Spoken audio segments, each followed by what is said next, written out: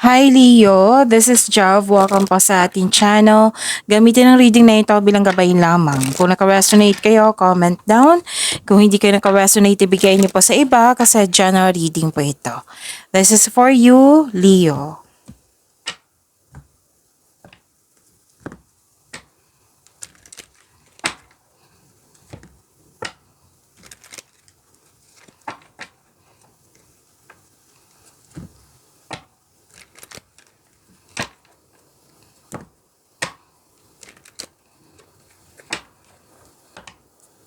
Para po ito sa iyo, Leo.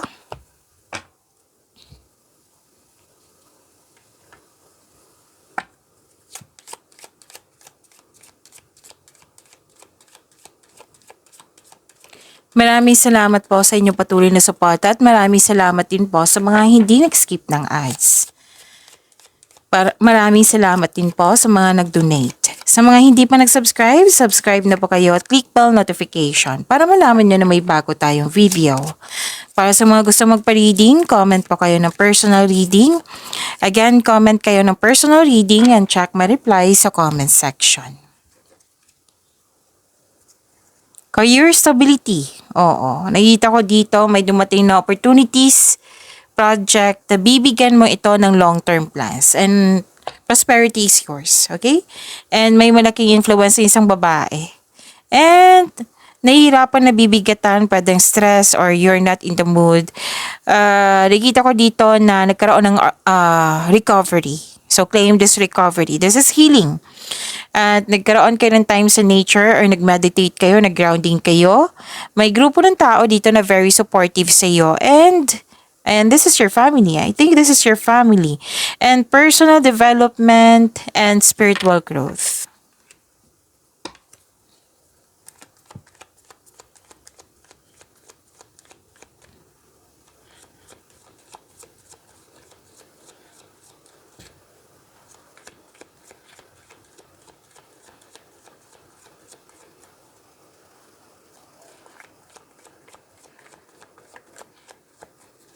Wow, nakuha mo si Wheel of Fortune, Leo. This is your energy.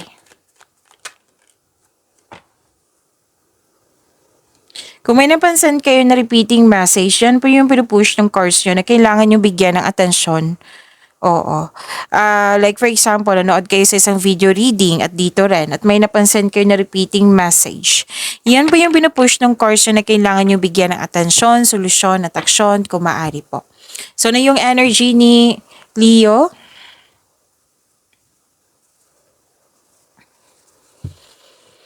Okay, this is happiness, destiny.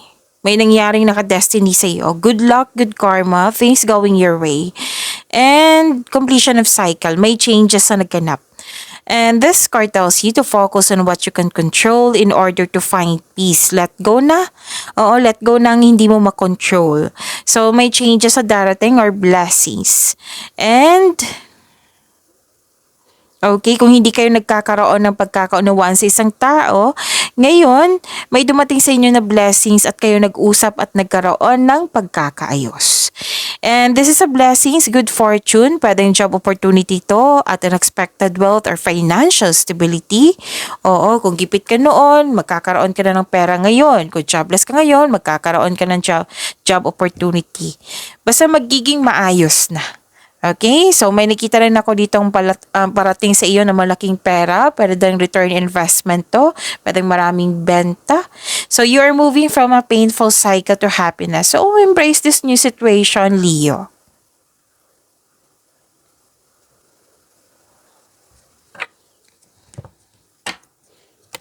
Naging honest kayo sa inyong sarili. May desisyon kayo dito at nanindigan kayo. Ginagamit niyo po yung logical niyo at katwiran kaysa sa emotion.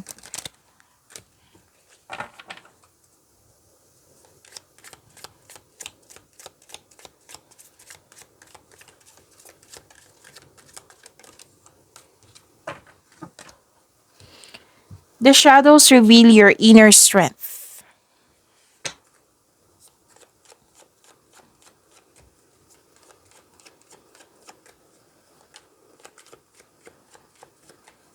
Career and money ni Leo. Tumatalon yung cards nyo. Kung nag-overthink kayo, sana'y ma-overcome mo yan.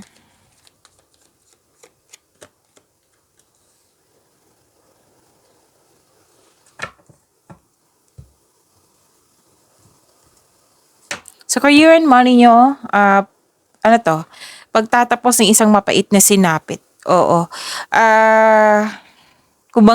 Kumbaga bumangon ka na mas naging matapang, naging matatag ka. Oo. Mawawala na yung blockages or loss. Ngayon, babawi ka. Oo, babawi ka. May parating na biyaya na magbibigay daan ng mas maunlad na panahon. Kung may hadlang sa pananalapi noon, ngayon hindi na, mawawala na. Okay? Kung sa trabaho man ito, mawawala na yung mga hadlang. Okay? So, sabi dito, accept and learn the past situation.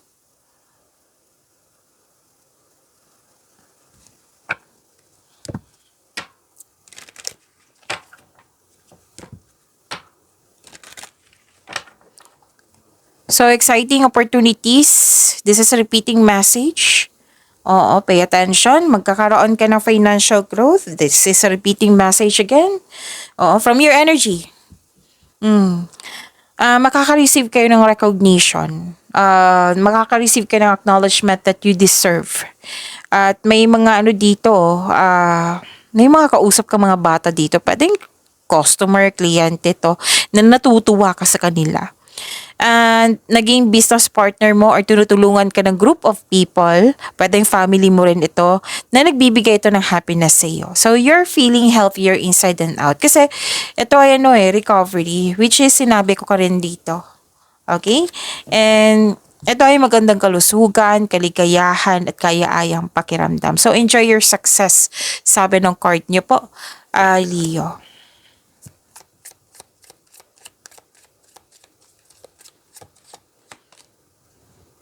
Taking one step forward only to take two steps back. Okay? Setbacks are telling you that you're not ready to enter the next phase.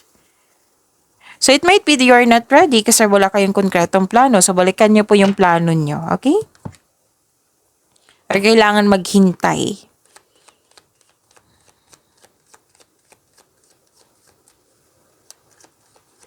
Sabi din dito, you can't expect different result if you keep doing the same thing over and over again. So, pag-isipan niya na mabuti.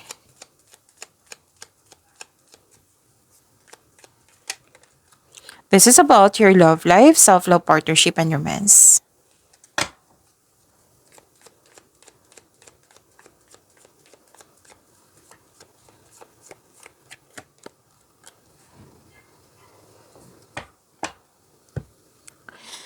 Leo.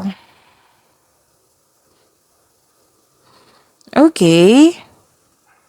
May kita ko dito, clarity and new ideas. Para sa mga single, huwag mag-alilangan na mag-invest sa bagong relasyon. Kasi may nakita ko dito parating na bagong tao sa inyo. May nangligaw na nga, oh. Nakita ko dito, Leo.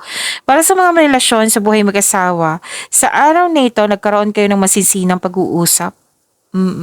So, improve your communication also.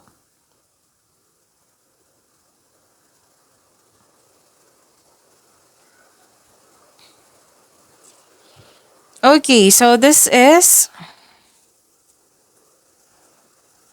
sa mga single dito, guarded kayo. Gusto mong pumasok sa buhay ng pag-ibig pero guarded kayo. So, try to fix and forgive yourself first. Para magaan yung pagtangkap mo sa bagong pag-ibig. Para sa mga relasyon sa buhay mag-asawa, mahabang pasensya mo sa partner mo. Oo. Isa sa inyo nagkaroon ng mataas na ego. Nakaramdam ng pagod pero ayaw mong sumuko. So, kailangan dito mag-usap kayo. Subukang maglaan kayo ng oras para mag-usap kayo. Gawa kayo ng adjustment kung kinakailangan po. Dalawang card na mismo nagsabi niyan, ha? Leo. Emotions are a natural and necessary part of your life, but they can also distort your perceptions and cloud your vision. In order to see things clearly, you must let go of resentment. Let go mo na yung sama ng loob mo. yung baggages. Yan, i-let go mo na yan. Pagyamanin nyo po yung blessings na binigay sa inyo. Leo, see you tomorrow. Maraming salamat po.